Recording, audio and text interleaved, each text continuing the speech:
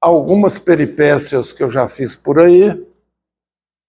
A Tati Dandela, não sei se vocês já viram falar dela, é a palestrante mais top, já ganhou todos os prêmios como palestrante no Brasil. Ela escreveu o livro Faça Sua Comunicação Enriquecer Você. Aí eu copiei dela e botei Faça Sua Mente Enriquecer Você. Ela trabalha com produtividade. E aí ela achou tão interessante o meu livro que pediu para trocar. Então eu peguei o livro dela, ela me deu o livro, me pegou o meu livro autografado. Ali foi um quadro que eu ganhei numa palestra lá, nos encontros dela. Aqui eu palestrei num evento ano passado, Expo Life. Ali eu ganhei um desafio. Tinha 80 palestrantes numa sala e ela colocou um desafio. Quem consegue fazer a palestra no seu assunto em 10 minutos? Me manda falar 10 horas sobre mente, dinheiro, finanças, eu falo 10 horas.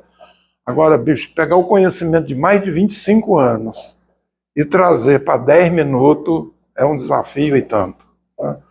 E tinha 80 palestrantes lá que no dia seguinte tinha que apresentar uma palestra do que você faz, só que só pode falar em 10 minutos.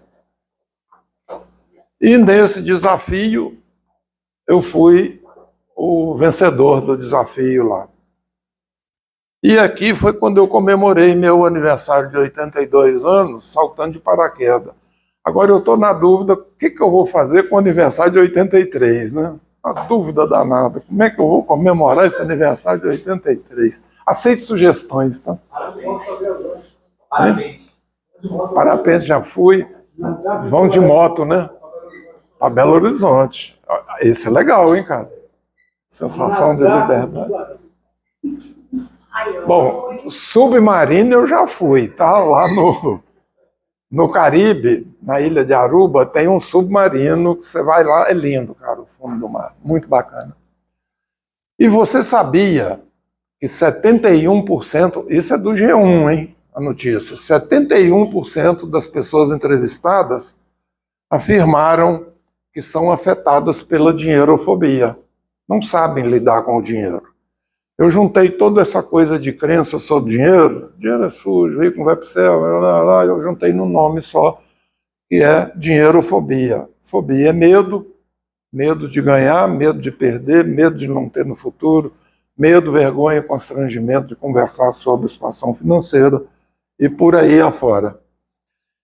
E agora eu quero contar uma experiência para vocês que há 45 anos atrás,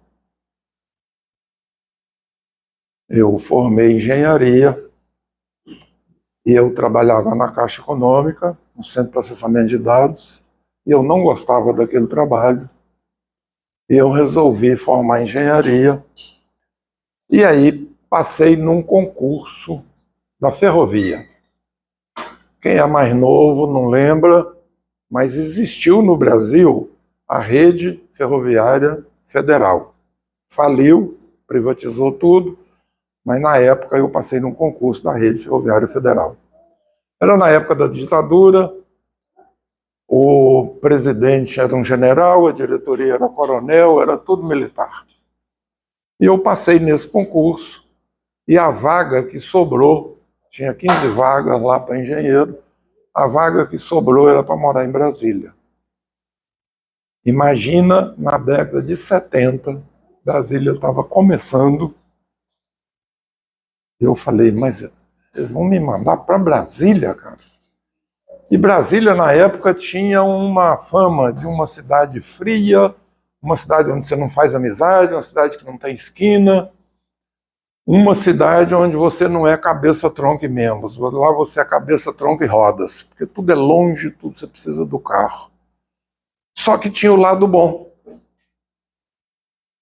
Como Brasília estava começando e o pessoal tinha resistência para ir para lá, tinha muito benefício e muita mordomia.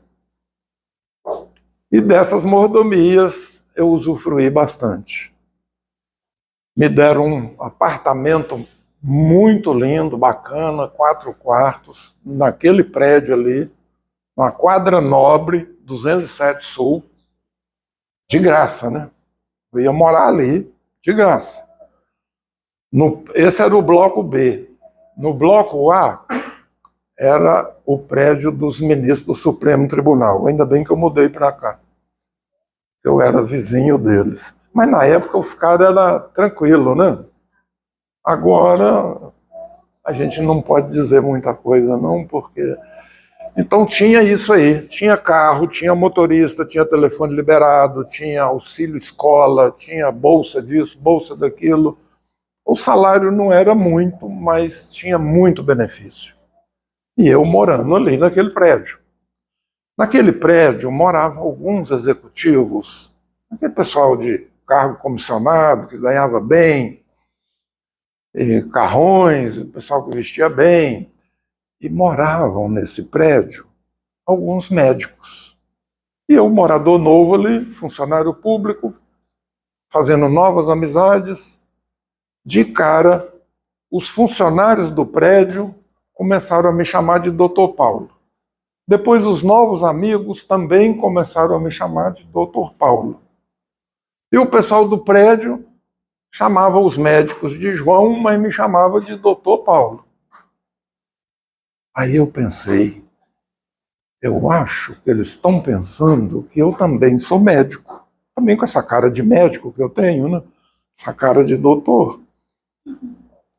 E o que aconteceu? O problema não era eles acharem que eu era médico. O problema começou quando eu fui mordido pela mosca azul e eu comecei a achar que eu também era médico. Aí, para ficar congruente, né, eu comecei trocando o guarda-roupa. Depois, troquei o carro.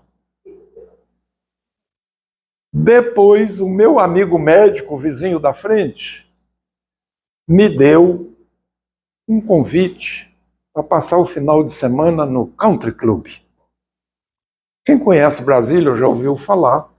O Country Club de Brasília é onde a fina flor da sociedade brasiliense, inclusive os políticos, gastam o nosso dinheiro. Aí você imagina, eu já achando que eu era doutor, andando de carrão, bem vestido, e entrei no Country Club, eu era o cara. Cheguei no topo do topo, né? Estava junto com os médicos e a fina flor da sociedade brasiliense. O que aconteceu no country? O que aconteceu na segunda-feira? Eu fui no banco e peguei um empréstimo para comprar a cota do clube. Uma inteligência rara, né? E a cota era cara. E aí eu passei um mês bem vestido, andando de carrão, frequentando o country club e sendo chamado de doutor por todo mundo. Doutor Paulo para cá, doutor Paulo para lá. E eu entrei no personagem, né? Eu só esqueci de um pequeno detalhe.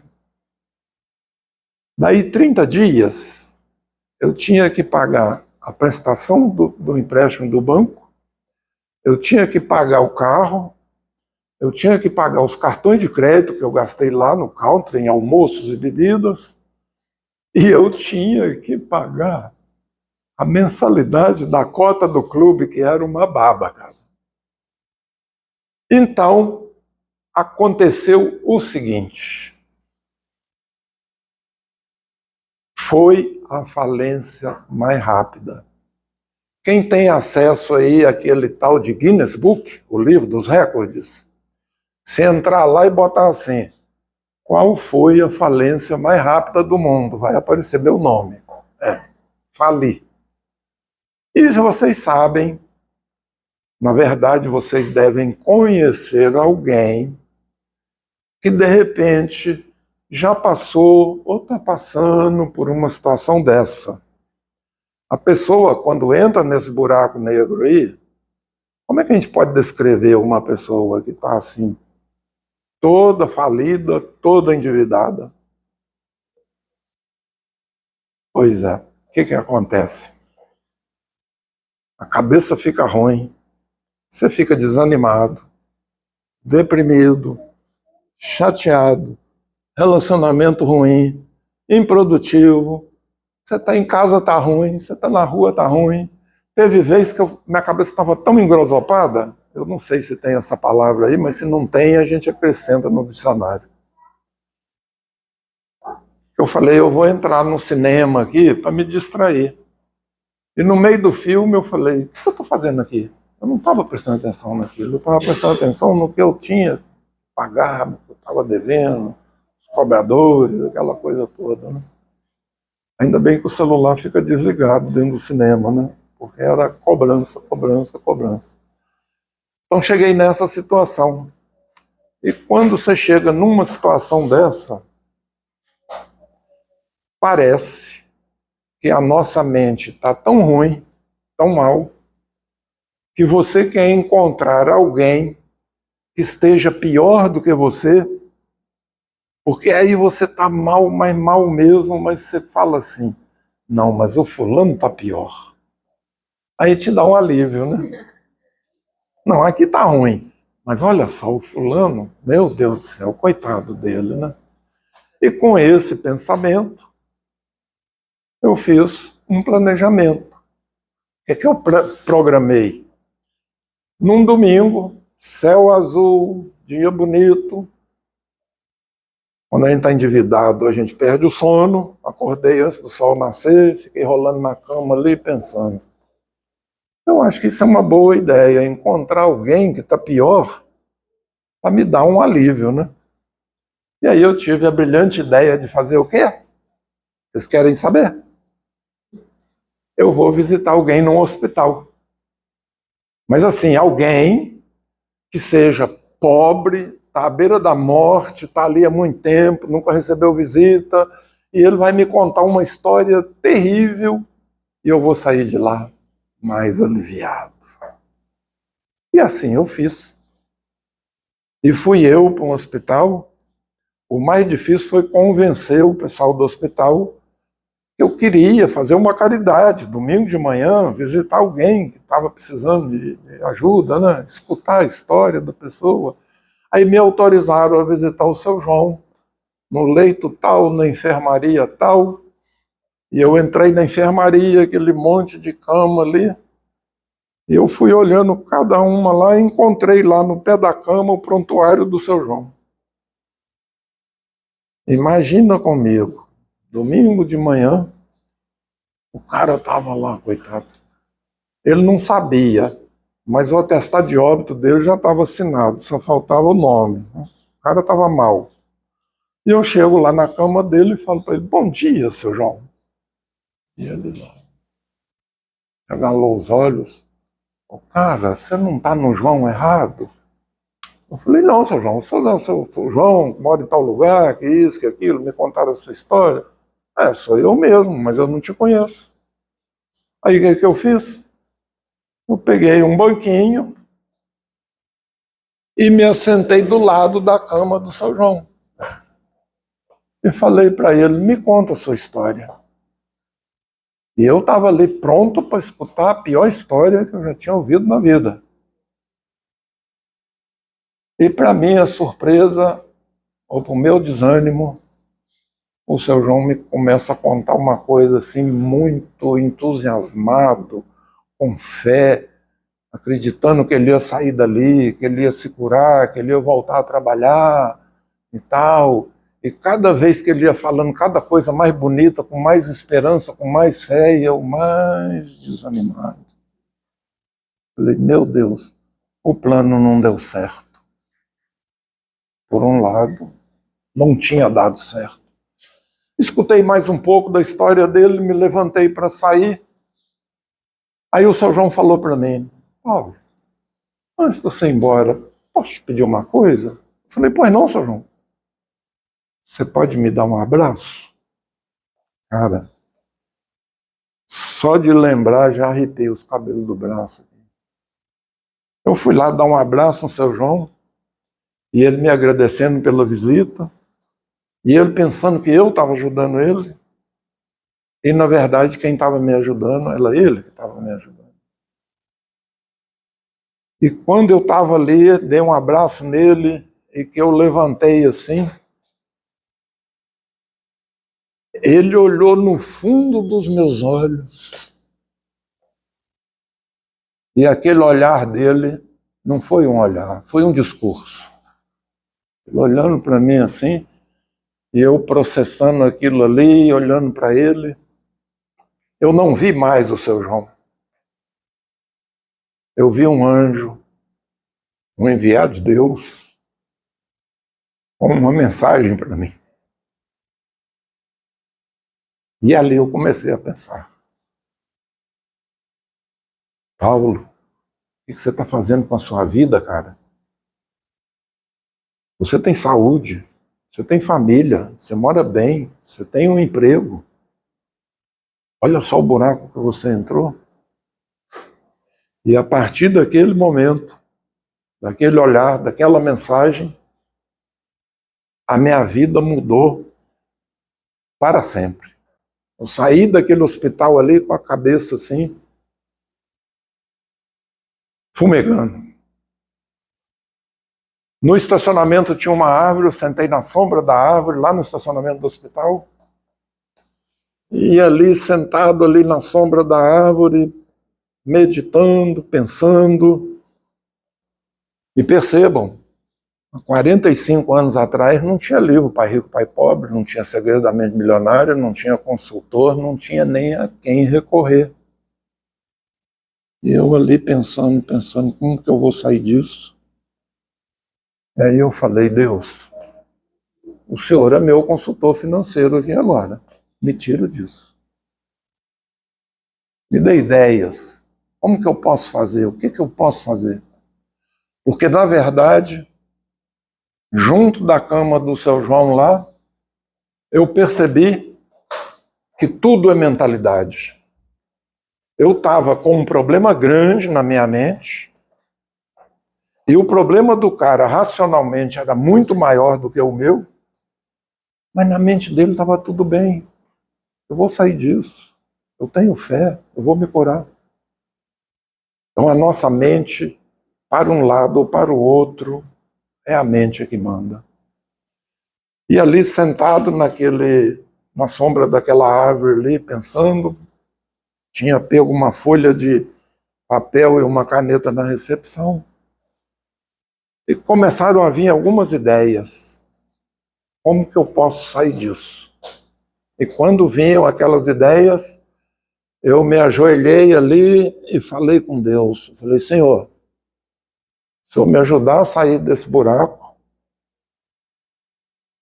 isso vai ser o meu propósito de vida, a minha missão de vida. Enquanto eu respirar, eu vou ajudar as pessoas a se organizarem financeiramente ou evitar que elas entrem nessa situação que eu entrei. E ali começou a formação do método que eu uso hoje para ajudar os meus clientes. Naquela situação que eu estava lá de doutor, eu montei essa frase, só que eu não sabia que tinha INPI, não sei nem se tinha na época, mas eu teria que ter registrado essa frase, hoje é domínio público. Status é você comprar o que você não precisa, com dinheiro que você não tem, para mostrar para pessoas que você nem conhece, uma pessoa que você não é. Vocês percebem que isso aqui descreve exatamente o que eu fiz. Eu queria um status que eu não tinha, comprei coisas com dinheiro que eu não tinha para mostrar para pessoas que eu nem conhecia que eu era médico e eu não era médico. E eu percebo hoje, então, nas mídias sociais, na internet, a quantidade de milionário que tem na internet, cheio de parcela para pagar, cheio de boleto para pagar, mas a internet, todo mundo é doutor. E voltando à nossa afirmação que tudo está na nossa mente, eu fui montando aquilo, eu trabalhava na ferrovia, eu cuidava de 300 quilômetros de ferrovia e cuidava de 250 operários.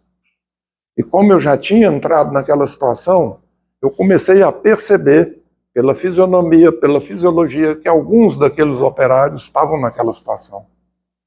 E comecei a testar o meu método com eles, ajudando. Quando eu pude me aposentar da ferrovia, isso já fazem 30 anos, eu fui fazer o curso de consultor financeiro. Ou seja, quando eu me aposentei, eu percebi que todos os 250 operários tinham casa própria, tinham poupança, tinham reserva financeira e tinham se livrado de dívidas. Então o método estava testado. Eu comecei a trabalhar como consultor, falando para as pessoas tudo que vocês sabem e que já ouviram. Você não pode gastar mais do que você ganha. Você tem que fazer uma planilha, você tem que anotar seus gastos. Isso tudo é muito importante. Mas por que algumas pessoas sabem e fazem e outras sabem e não fazem? A maioria não faz. O meu amigo Miguel é professor de matemática, é consultor. Eu tenho certeza que você tem clientes que fazem facilmente, tem outros que fazem mais ou menos e tem uns nem batendo a marreta na cabeça dele, nem mandando lá para o Sírio-Libanês operar aqui, ele não faz. Por que ele não faz? Porque a mente dele tem alguma crença que impede ele de fazer. E em 2002, o Prêmio Nobel de Economia, Daniel Kahneman, imaginem, era um psicólogo na época, e deram a ele o Prêmio Nobel de Economia. Mas como assim? Prêmio de Economia para um psicólogo? Eu fui estudar o caso do cara. Ele recebia no consultório dele muitos pacientes com problemas financeiros. E era tanto que ele resolveu entrar nessa área. Aí ele montou uma matéria que chama Economia Comportamental. E a tese dele para ganhar o prêmio foi: economia não é matemática, economia não tem nada a ver com números, economia não é planilha, as nossas decisões em relação ao uso do dinheiro são emocionais. A emoção está na frente. Você age com a emoção e justifica com a razão. Eu comprei porque estava barato, eu comprei porque eu precisava, eu comprei porque estava na promoção. Então você agiu na hora com a emoção, mas depois você arruma uma desculpa, uma justificativa racional. E quando eu vi isso, eu falei, tem alguma coisa que eu não sei ainda. Eu vou pesquisar como funciona a mente humana. E vocês que são novos não se lembram, mas há 22, 23 anos atrás, a gente reclama da internet de hoje. Mas a internet na época era um negócio assim, caía. E nessa internet, eu pesquisando, eu encontrei um curso nos Estados Unidos, Mentalidade e Inteligência Financeira. Eu falei, é isso, eu quero aprender isso. Era um curso restrito, uma vez por ano, só para 20 pessoas, e eu liguei lá e me inscrevi e fiz esse curso em 2003, 2004. E quando eu cheguei de volta aqui no Espírito Santo, o Banco do Estado do Espírito Santo estava falido, quebrado e ia fechar. E aqui tem um vídeo de uma professora. Eu quero falar sobre a relação que o dinheiro tem com a saúde mental. Vamos começar a nossa rodada de entrevistas agora com a professora de Psicologia Econômica Vera Rita Pereira. Olha só. Dinheiro pode afetar a nossa saúde mental, sim. Primeiro porque dinheiro nunca é só dinheiro. Ele sempre carrega representações psicológicas, seja na falta do dinheiro ou na presença dele também. Então, existe uma relação entre a maneira como nós nos sentimos internamente, com mais saúde ou menos saúde, e a forma como nós administramos o dinheiro. Quanto melhor você se sentir com você mesmo, menos necessidade você vai ter de fazer um consumo para ostentação, ou de ir atrás da manada, tá todo mundo comprando não sei o que para poder entrar em tal coisa, então eu também tenho que comprar. Não, você está de boa com você mesmo. E você consegue fazer escolhas mais ponderadas que têm mais chance de acertar no alvo e trazer uma satisfação mais consistente para você mesmo. Por isso que eu cuido da saúde física. Quando você está de bem com você mesmo, você não precisa de ninguém te chamar de doutor. Você não precisa comprar não sei o que por causa disso, por causa daquilo, porque quando lançaram, eu acho que foi o iPhone 10, a manchete do jornal era: ia abrir a loja no dia seguinte, às 8 horas da manhã, e na noite anterior tinha um professor, um saláriozinho de professor de escola estadual, que era o primeiro da fila para comprar o iPhone 10. Ia pagar em 300 prestações, né?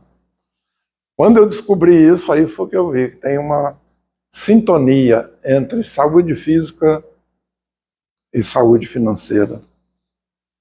E quando eu cheguei aqui, o Banco do Estado do Espírito Santo estava ferrado, ia fechar, já tinham fechado vários bancos estaduais, Benge, Banespa, Banespa, Banco da Bahia, Banco Santa Catarina, e o Banco do Estado do Espírito Santo ia fechar. O pessoal estava de greve, medo de perder o emprego.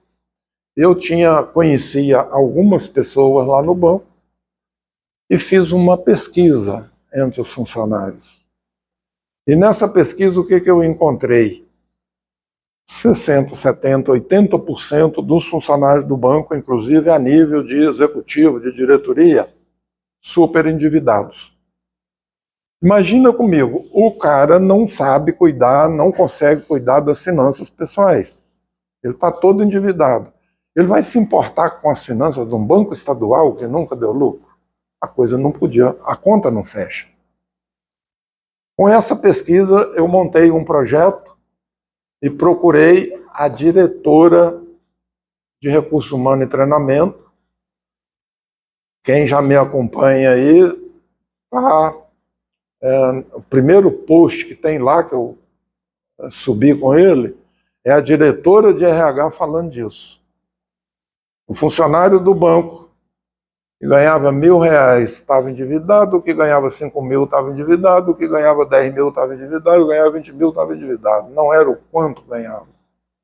Era o jeito, comportamento, hábito, atitude, crença sobre como lidar com o dinheiro. E aí ela falou para mim, gente, mas peraí, eu entrei na sala dela com uma coragem, uma certeza, um negócio assim fora do normal. Eu acho que eu nunca mais consegui essa postura. Posso pegar emprestado aqui? Me apresentaram a Eliane, eu entrei na sala dela, você olha a diretora de RH aqui, treinamento? O seu banco está falido? Eu tenho a solução do seu banco. Está aqui o meu projeto. Mas assim, com uma certeza de que ia dar certo mesmo. Ela deu uma olhada naquilo, não entendeu nada. Eu encontrei com ela ano passado, ela batemos um papo de mais de 1 hora. Gravei a entrevista com ela e fiz uns cortes que estão no meu Instagram. Aí ela falou, tudo bem. Você diz que tem a solução aqui, mas eu não posso te contratar porque é um banco estadual. Um banco público, tem que fazer todo um processo, menor preço e tal. Eu falei, por aí não vai dar certo, não. Você marca 5 minutos com o diretor que assina o cheque que eu vou lá vender o projeto para ele. No dia seguinte, ela me ligou e falou, consegui 5 minutos com o presidente do banco para você. Eu falei, é tudo que eu quero. Ela entrou comigo no gabinete do presidente, um gabinete enorme, maior do que esse. E ela falou, presidente, esse é o consultor que eu falei para o senhor daquele projeto e tal. O presidente levanta de lá entusiasmado, vem me cumprimentar, muito prazer. E a primeira pergunta dele para mim foi, o senhor é economista formado onde? Ou seja, eu entendi ali que na mente dele, para dar jeito no banco, primeiro, o cara tinha que ser economista e segundo, tinha que ser formado em Harvard. Aí eu viro para ele e falo, presidente, eu não sou economista, não. Ele vira para a diretora dele e falou, como que você quer que eu contrate o carinha que nem economista aí vai dar jeito no banco? Aí eu, com muita coragem, muita certeza, falei, presidente, como diz meu neto, posso falar com o senhor papo reto? O senhor é economista, a sua diretoria toda é economista. E na pesquisa que eu fiz aqui, 60%, 70% das pessoas, gerentes, executivos, são economistas. E o seu banco está falido. O seu problema não é econômico-financeiro.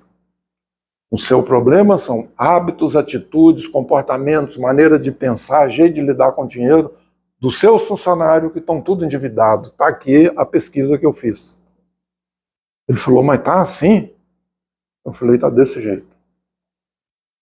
E outra coisa que eu vou dizer para o senhor, não existem empresas, existem pessoas, e as pessoas não se importam com o quanto o senhor sabe, até saberem o quanto o senhor se importa com elas. E eu tenho certeza que o senhor não está se importando com elas, porque o senhor não sabe dessa realidade. Nenhum gerente de banco vai vir aqui falar para o senhor, gerente da agência, presidente, eu estou todo endividado, me ajuda? Ele vai ser mandado embora. Bancário não pode ficar endividado, nome sujo e tal. Ele falou, mas tá assim, me chamou para sentar, eu expliquei tudo para ele ali, expliquei o projeto, ele mandou chamar o diretor lá, me contratou. E essa história está nesse livro aqui. Eu contei toda a história da recuperação do banco, botei o nome Transformando as Dificuldades em Oportunidades e Lucro. Tenho esse livro ali. Então, mais uma vez, está comprovado.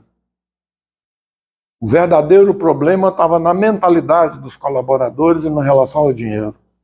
Ao reestruturar o banco, não apenas regastamos as finanças, mas também transformamos a forma como a instituição lidava com os desafios financeiros, provando que a chave para o sucesso está em mudar a mentalidade antes de ajustar os números.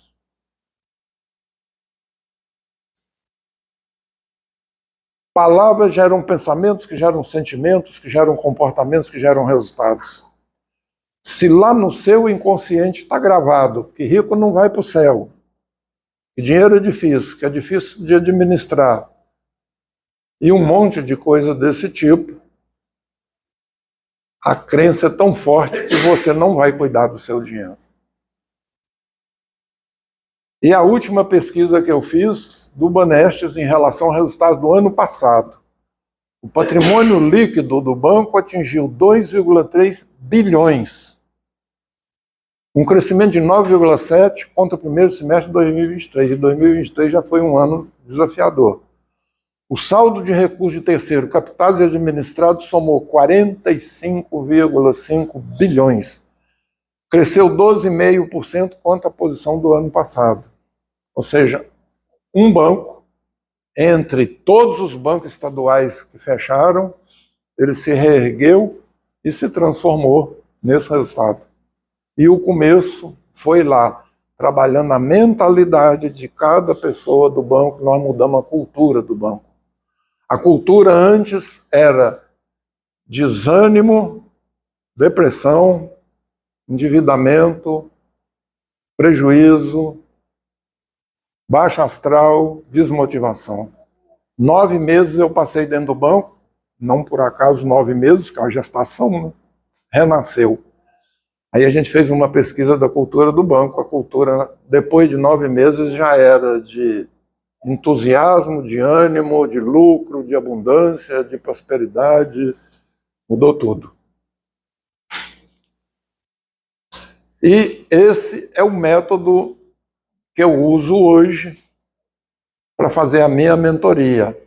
São 6 passos, 6 pilares, e começou lá debaixo daquela árvore, o início de tudo foi lá. Lá eu escrevi.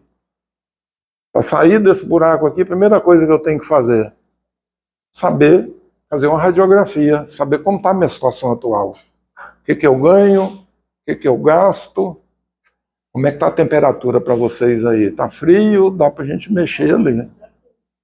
Tá frio? Tá bom? Qualquer coisa só.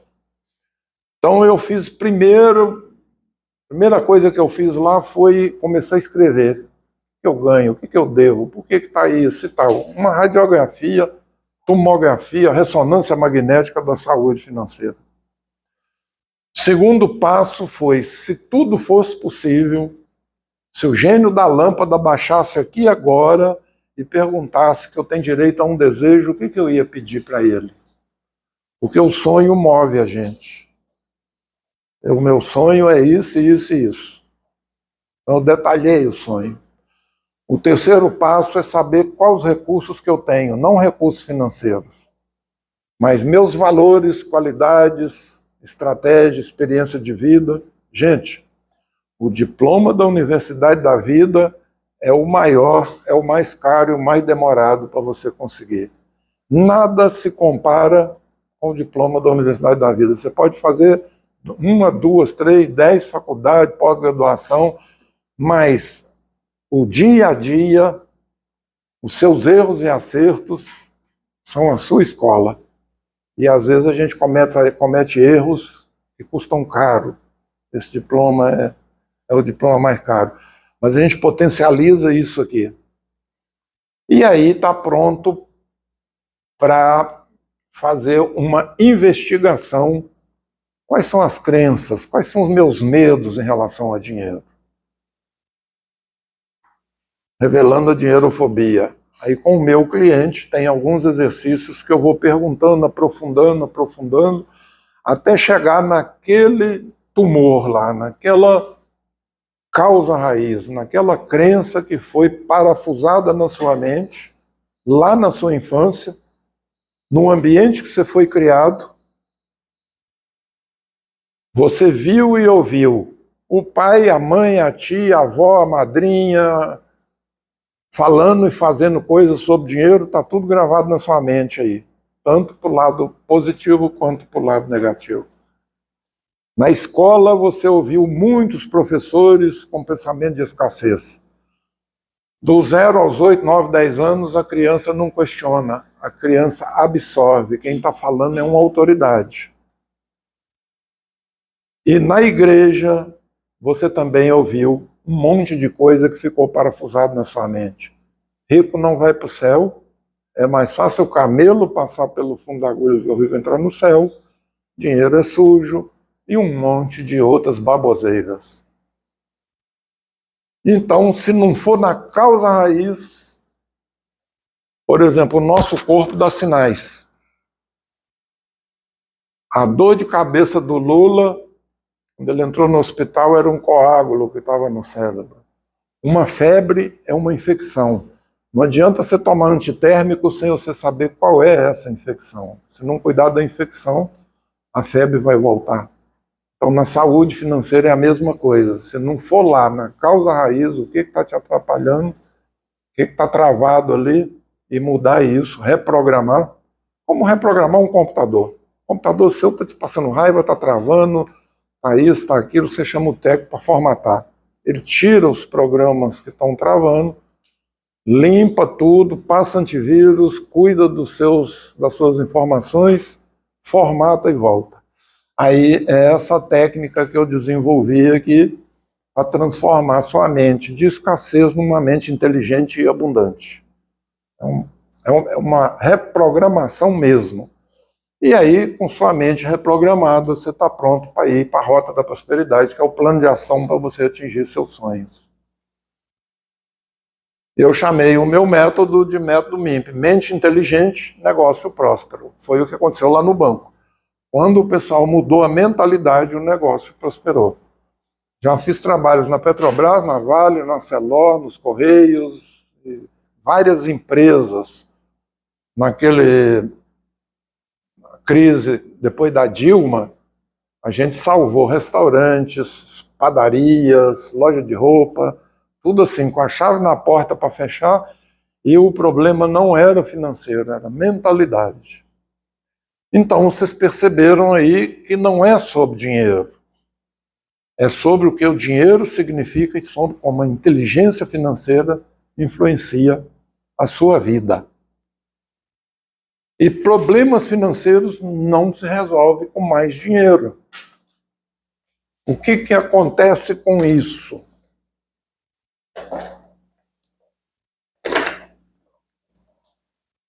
Isso aqui sobe? Não, é uma altura só, né?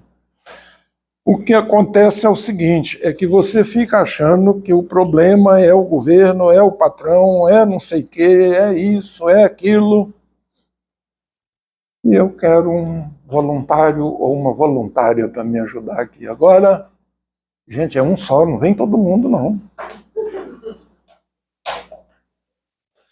E vamos fazer uma brincadeira aqui que vai ilustrar isso aí. Isso aqui nós vamos deixar de lado aqui, para você colocar aqui em cima. E aqui você segura essas duas pontas aqui. Isso. Fica de ladinho aqui, que o pessoal está filmando ali, né? Isso. E agora, eu vou tirar o relógio, porque senão vai me machucar, né?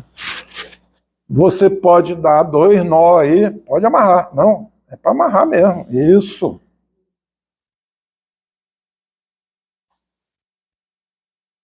E a gente às vezes acha que o problema está aqui. Não é isso? Ok, fica mais de lado aqui. Agora você pega essa camisa e bota ela por cima aqui, com esse escrito virado para frente. Isso. O que está escrito aí? Sucesso financeiro. Quem faz o seu não é o governo, não é o patrão, não é ninguém. Quem faz o seu sucesso é você. E você fica aqui trabalhando e fazendo e achando que está fazendo tudo certo e vê o cara do lado fazendo a coisa igual você e tendo resultado e você não tem. E o que acontece? O problema está na sua mente e você não percebe. Você acha que o problema está fora, está em algum lugar que você não sabe o que é. Eu acho que você não amarrou esse negócio direito, não. Dá uma olhada aí de novo para ver como é que está esse troço aí. Rapaz, eu falei que você não amarrou direito.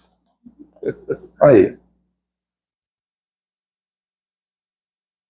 Então, passa nas duas aqui, ó. Bom, vamos começar do começo. Isso. Aí. Pronto. Vou botar sua blusa aqui. Isso. Não, agora até roxeou aqui os pulsos, ó. Pronto. Bota de novo aí para todo mundo lembrar que sucesso, quem faz o seu é você. Não arrume culpado, justificativa, desculpas e tal, porque é só você e está tudo parafusado aqui na sua mente. E se você não desparafusar isso, não trocar essas crenças, você continua aqui, ó, se esforçando,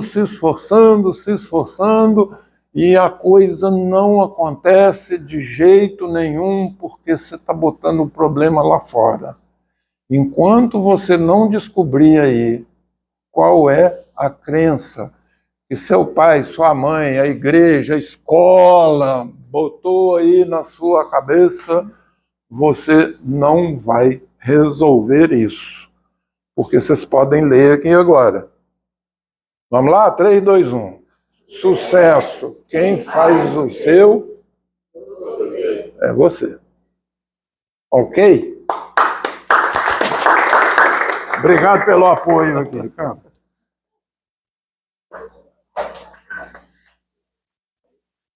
Então, uma fatura do cartão de crédito, a minha fatura veio 5.000 e eu não tenho 5.000 para pagar. Como é que eu posso resolver esse problema financeiro sem dinheiro? Sabe o que acontece? Você tem uma fatura de 5.000, você não consegue pagar. Agora tem uma propaganda no Brasil, que vocês que são mais novos não conhecem, mas há muitos anos atrás, juntou os bancos, as financeiras e as companhias de cartão de crédito e fizeram uma propaganda que pegou assim, mas pegou, alastrou, que ficou gravado. Seu nome é a coisa mais importante que você tem. Não deixe sujar o seu nome. Você tem que cuidar do seu nome. Já ouviram isso, né? E isso grudou. Quantas pessoas que eu recebo lá no meu escritório, médico, Paulo, você tem que me ajudar, cara, eu estou aqui numa situação e tal, devendo isso, devendo aquilo, o que você acha que eu devo fazer? Eu falei, para de pagar. Como assim, Paulo, para de pagar? Você está falando para mim dar o cano no banco? Eu falei, não, não falei isso. Você tem o dinheiro, você vai lá e paga. Você não tem o dinheiro, você vai deixar de pagar aluguel, condomínio, comprar comida para pagar o banco? Faz sentido. Ai, Paulo, mas aí vai sujar meu nome. Aí eu peguei uma caixa de sabão em pó Omo e fiz um adesivo assim, limpa nome numa lavada, lavagem perfeita. Tem que levar na brincadeira, porque é um assunto muito tenso, né? Ainda é um tabu a gente conversar sobre dinheiro. Ele falou, não, mas não é isso, é que meu nome vai para o SPC. Doutor, é a melhor coisa que pode acontecer na sua vida. O que é SPC? Serviço de Proteção ao Crédito. Vão te proteger para você parar de fazer empréstimo. E nem te cobram por essa proteção. E eu atendi um médico hematologista. Sabe o que faz um hematologista? Transfusão de sangue. Chega lá no plantão dele um cara que foi atropelado, arrebentado, tá vazando sangue para todo lado. E ele chegou lá para me ajudar ele na parte financeira. Os médicos são muito bons na parte deles, mas com dinheiro alguns têm alguma dificuldade, ou muita. Aí eu perguntei para ele, doutor, eu tenho uma curiosidade com essa especialidade sua. Quando chega alguém lá assim com hemorragia, eu imagino que você vai no banco de sangue, pega lá 4 bolsas de sangue e injeta nele para ele não morrer, né? Ele falou, não, Paulo, primeiro tem que estancar a hemorragia.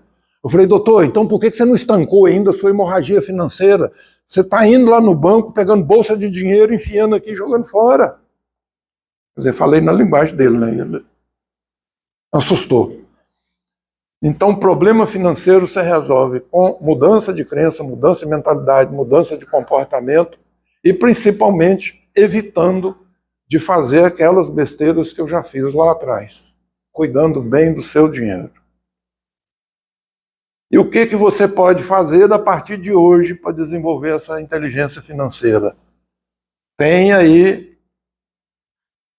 nós vamos cuidar da sua dinheirofobia. Tem aí nessa pequena apostila que eu coloquei aí alguns exercícios, porque é fundamental você encontrar qual é a causa raiz e criar uma estrutura emocional, porque a sociedade vai te dizer que tem que fazer mesmo. A vida é curta, caixão não tem gaveta, nunca vi um caminhão forte, um carro forte seguindo enterro. Todo mundo no cemitério está lá só o osso, né? Então não adianta você juntar, porque tem que gastar mesmo. Só que você esquece que você precisa do dinheiro para viver, né? Então tem que tomar cuidado com isso aqui. Então, nesses exercícios aí, depois eu vou dar um tempinho para vocês, porque aqui, o que eu quero dizer para vocês é isso aqui. Todo o dinheiro que você busca, todo o dinheiro que você merece já está guardado no cofre da sua mente. E a chave e o segredo para abrir esse cofre já está enterrado debaixo das crenças que você ainda não escolheu mudar. A hora que você muda a crença, muda o resultado.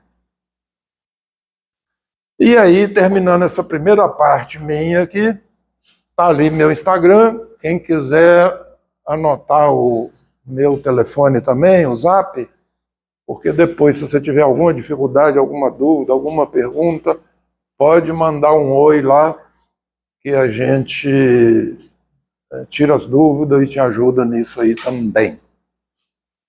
Nessa apostila aí tem algumas perguntas para você ir repensando lá a sua infância. O que você viu, o que você ouviu.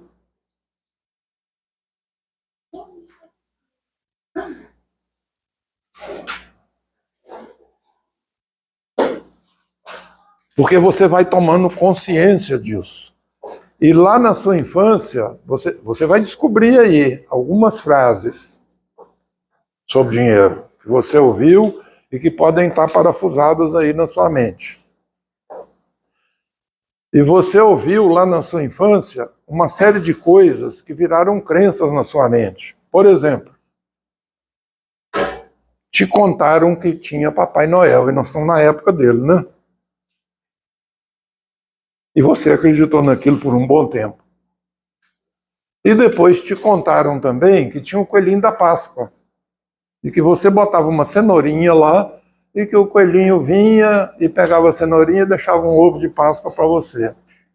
E depois te contaram também que rico não vai para o céu, que dinheiro é difícil administrar.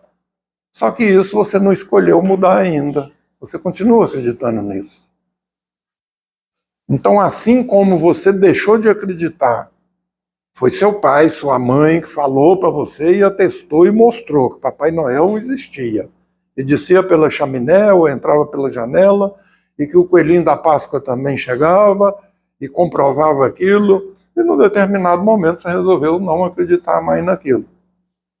Por que você continua acreditando em outras frases que te falaram sobre dinheiro? Você vai descobrir aí quais as frases que estão ainda gravadas na sua mente. Se tiver alguma dúvida, é só perguntar. Alguém quer comentar alguma coisa, perguntar alguma coisa? É o momento. Fez sentido para vocês? Entreguei o que eu prometi? Tudo está na nossa mente. Aí, no caso, a gente faz uma dívida, aí venceu, você está sem o dinheiro. Não se deve pegar o empréstimo para pagar aquela dívida. De jeito nenhum. Imagina, você tem uma dívida de 5 mil, igual eu falei. Não tem o dinheiro para pagar. Aí você corre lá no agiota, no amigo, no banco, no gerente seu amigo. Não existe gerente amigo. E ele te arruma um empréstimo de 7 mil. Você quita o seu cartão de crédito. Mas você tinha uma dívida de 5 que você não estava conseguindo pagar. Se você não está conseguindo pagar de 5, como que você vai conseguir pagar de 7? Aí chega de 7 você não consegue pagar. Aí você arruma um empréstimo de 10. Gasta a diferença e o 10 vence e você não consegue pagar. E eu já peguei médico que ganha 30, 40 mil devendo 200 mil no banco. Eu já atendi uma juíza da Justiça do Trabalho que ganha 35 mil e estava devendo 400 mil. E tem um cartão de crédito sem limite.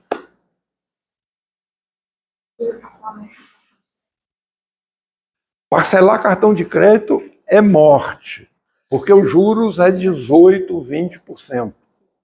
E deixa eu contar para vocês a minha experiência com isso aí, com o cartão de crédito. Porque para mim, quando o cliente chega, é fácil de eu falar para ele: para de pagar o cartão. Eu que estou falando, mas a dor é dele. E já falei para muitos, e dou o apoio.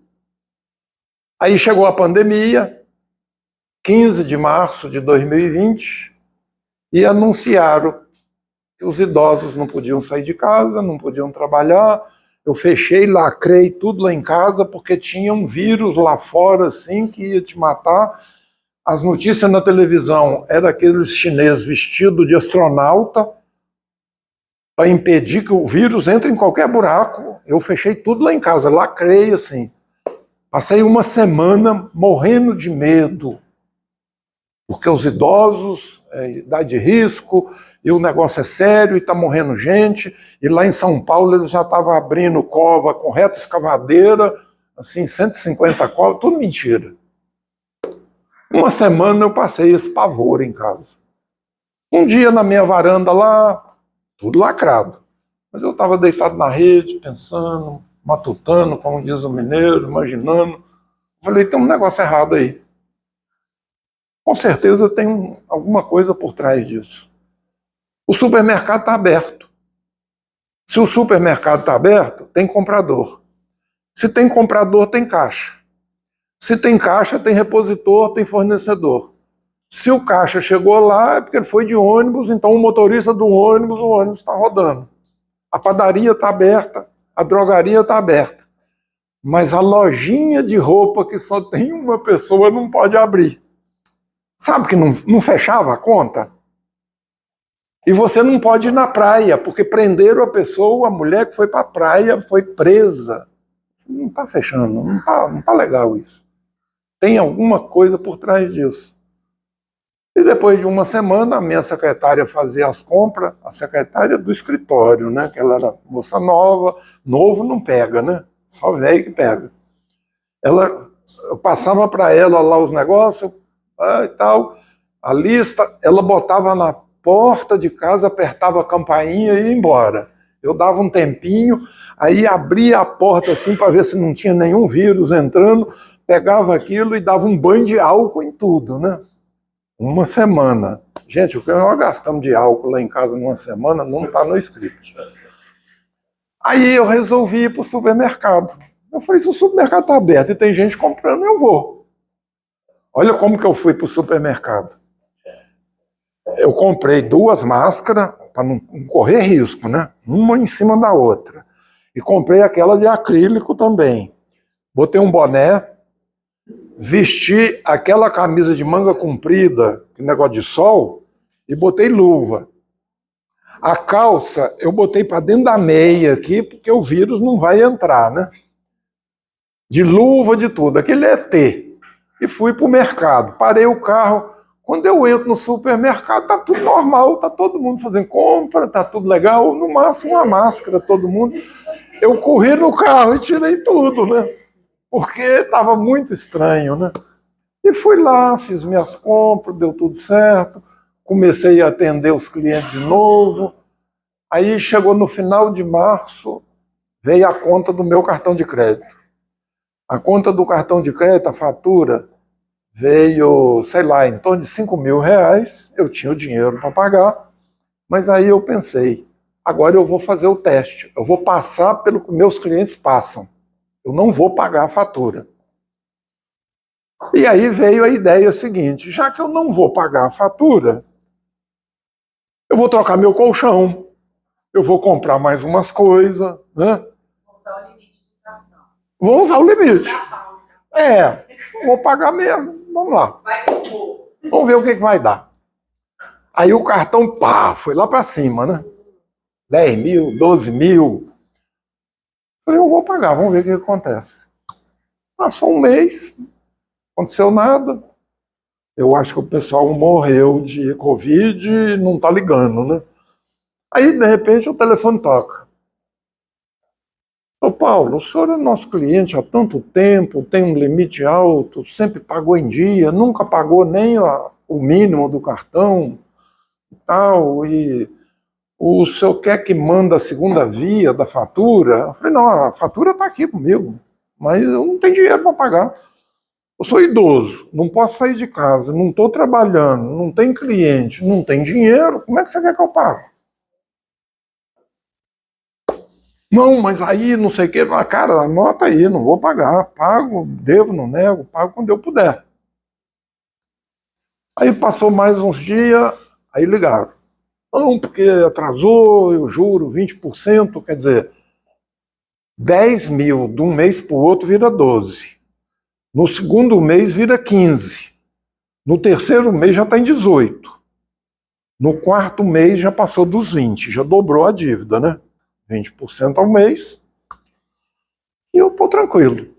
Aí liga de novo. Não, porque isso, porque aquilo, o senhor está inadimplente e podia depositar ao menos R$ 1.000 aí.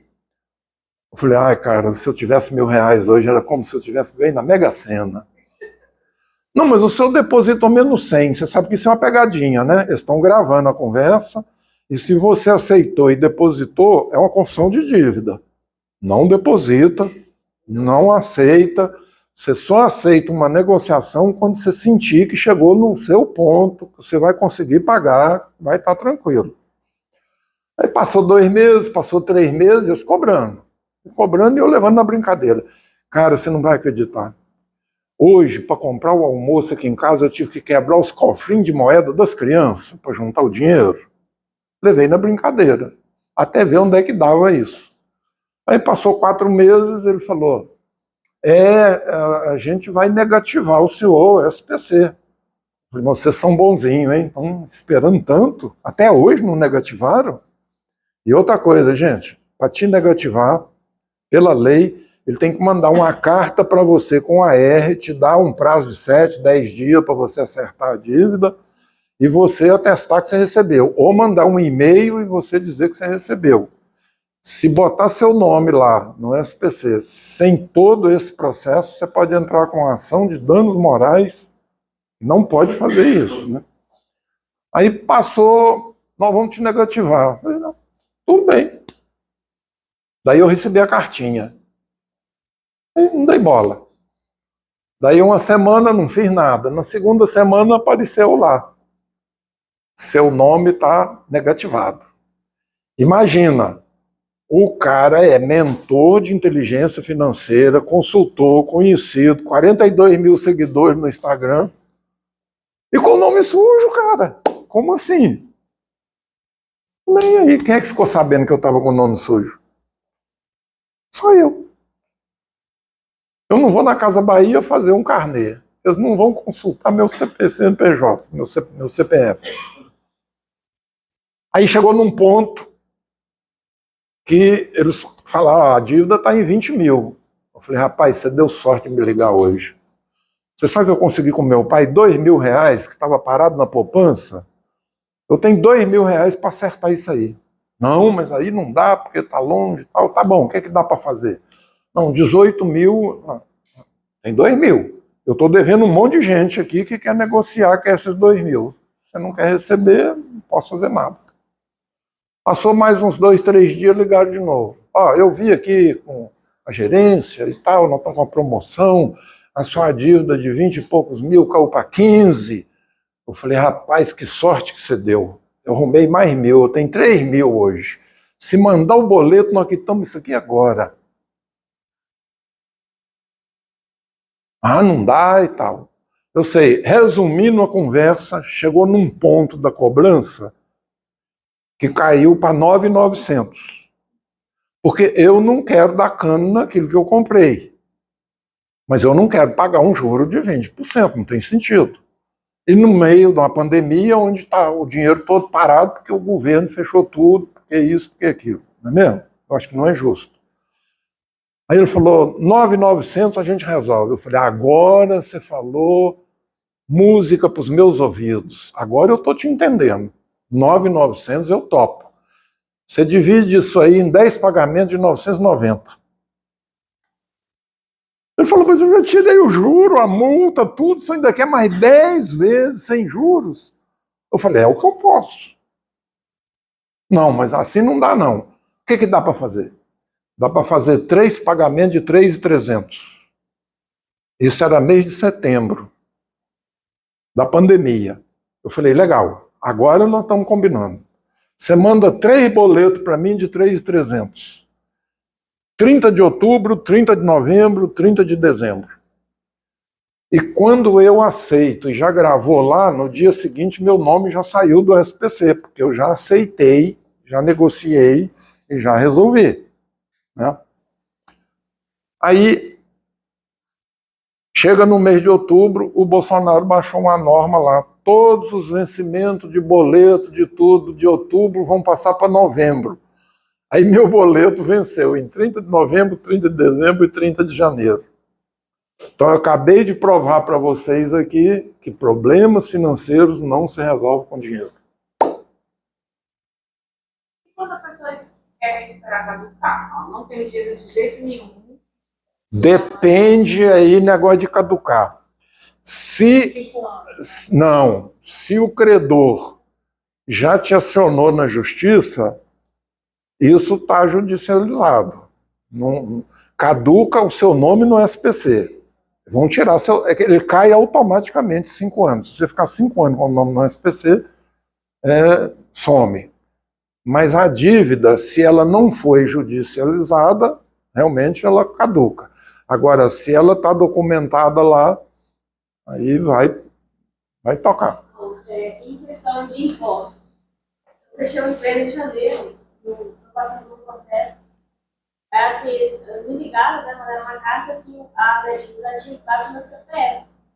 Eu queria saber nessa situação o que eu devo fazer. A dívida do CNPJ? Aí eu não posso te responder, porque aí já é uma parte jurídica. Racionalmente, eu acredito que não. Quem deve é o CNPJ. Esse CNPJ foi dado baixo.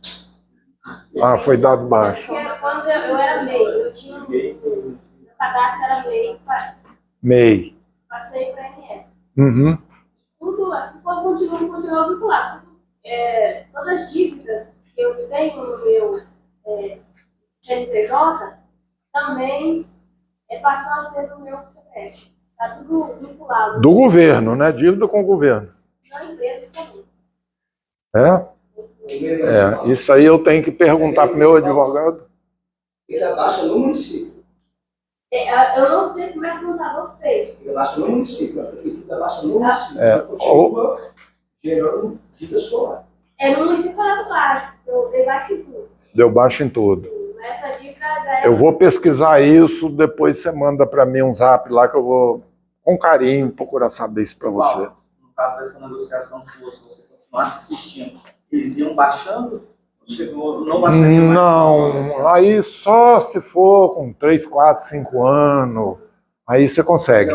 Cliente meu, uma outra história aqui. Um cara me procurou há alguns anos atrás, ele ia para os Estados Unidos trabalhar 24 horas, frentista de posto de gasolina, lavador de prato, ia fazer de tudo. Passar 5 anos lá e o plano dele era voltar com $30 mil para montar uma empresa. Nós montamos todo esse projeto com ele aqui, tudo certinho. E ele foi para os Estados Unidos, para Massachusetts, Boston, lugar de neve. Então, ele foi embora para lá. 5 anos depois, ele voltou com $32 mil. O cara foi disciplinado, estava programado, voltou com $32 mil e me procurou para ajudar ele a abrir a empresa. Aí eu falei, pega a certidão negativa de tudo. Quando ele foi pegar a certidão negativa no SPC Serasa, ele estava negativado. A dívida estava uns 60 mil. Eu falei, pega o histórico disso. O que tinha acontecido? Ele estava indo para os Estados Unidos, numa cidade fria, então ele foi lá, na CIA, em algum lugar desse aí, e comprou agasalho de frio no cartão de crédito. E no dia seguinte viajou para os Estados Unidos.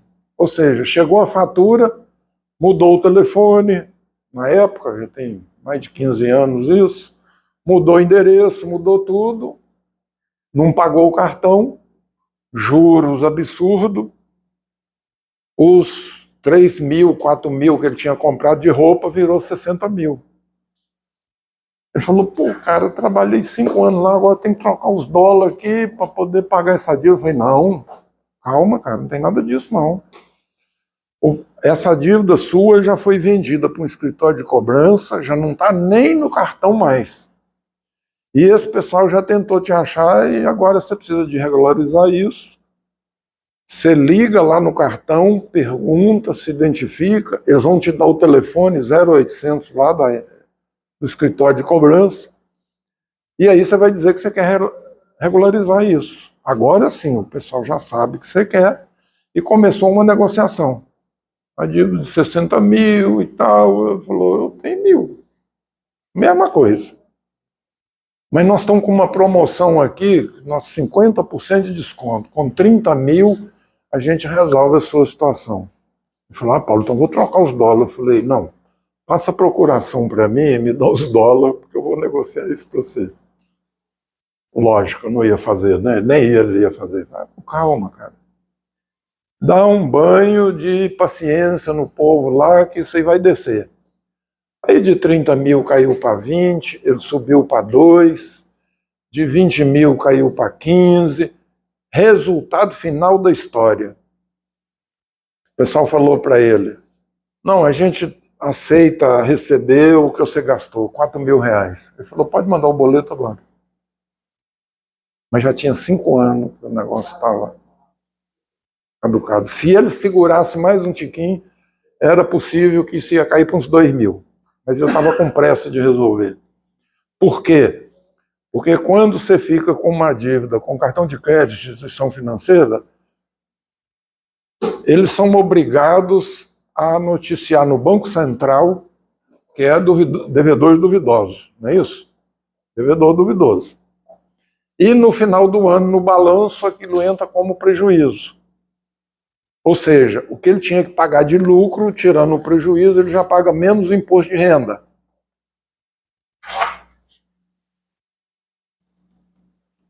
E se ele paga menos imposto de renda, chega num ponto que ele fala assim, vamos dar um jeito de receber isso. Aí tem os escritórios de que compra esses negócios e compra barato.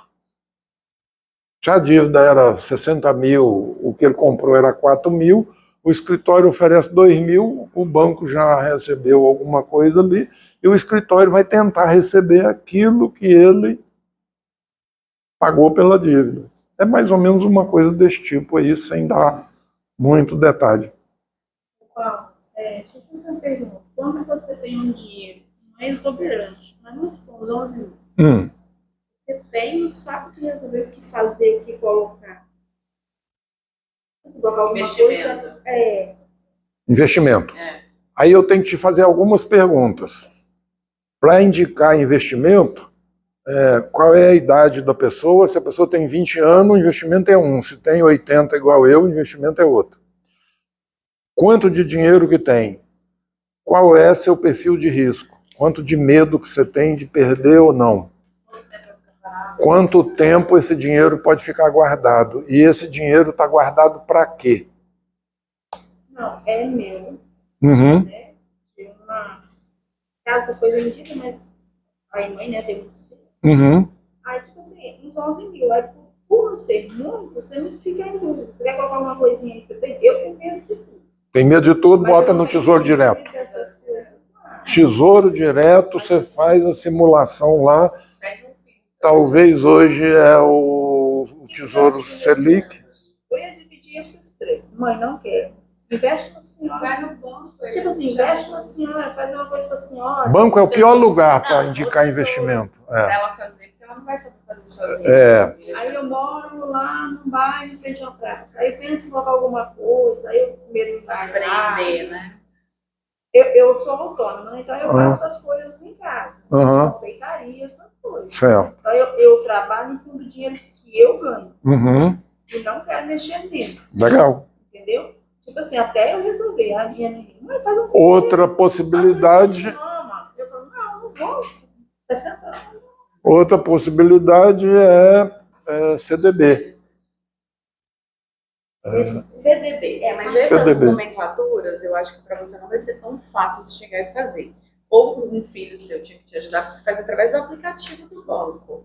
Ou, se você tiver confiança no gerente, ele te ajudar. Mas ele vai querer te enfiar para empresa privada, vai querer te enfiar outras coisas. Não, e eu como não entendo muito disso, aí eu tenho 2 filhos que moram em Portugal. Só tenho uma que mora aqui. Mas é super fácil, só que tem que ter um pequeno auxílio. Depois eu te dou Manda para mim pelo meu telefone, que eu te boto em contato com um cara que entende investimento. Ele vai te orientar. E geralmente quando a gente quer comprar algo, vamos supor um carro, uma moto ou uma casa, o melhor seria juntar e comprar à vista, ou você fazer um consórcio? O melhor seria juntar e comprar à vista. Mas você falou assim, uma moto, um carro ou uma casa. Eu sempre fui assim, eu preciso comprar tal coisa, eu sempre juntei e comprei. Legal. Só que agora eu estou iniciando os créditos. Né? Agora é tudo no crédito, no boleto, no que tiver a gente está passando. Entendeu? Só que eu nunca gostei de pagar juros. Né? E tudo isso inclui juros. Tá certo, e o juro hoje está alto. Tá alto, muito alto. E aí eu fiquei pensando, eu falei, nossa, seria bom, né? O ideal seria... Ideal juntar e comprar. Até porque o consórcio tem uma taxa, né, administrativa, dependendo do consórcio, tem uma taxa bem alta, como se fosse um juro, né? Não chega a ser igual os juros, mas tem uma taxa de administração. E também você está sujeito a ser sorteado, dar um lance. Tal. É melhor do que eu esqueci o nome do outro. Não é esse consórcio, não. É que você compra no. Não é no cartão que fala. É como se você compra. Não, também não é crédito. Em vez de você ter como você comprar no consórcio, tem como você comprar no. Lise. Oi? Lise. Eu comprei. Não lembro agora. Não vou lembrar mais. Você vai lembrar. Gente, tem um cafezinho, um coffee break lá embaixo esperando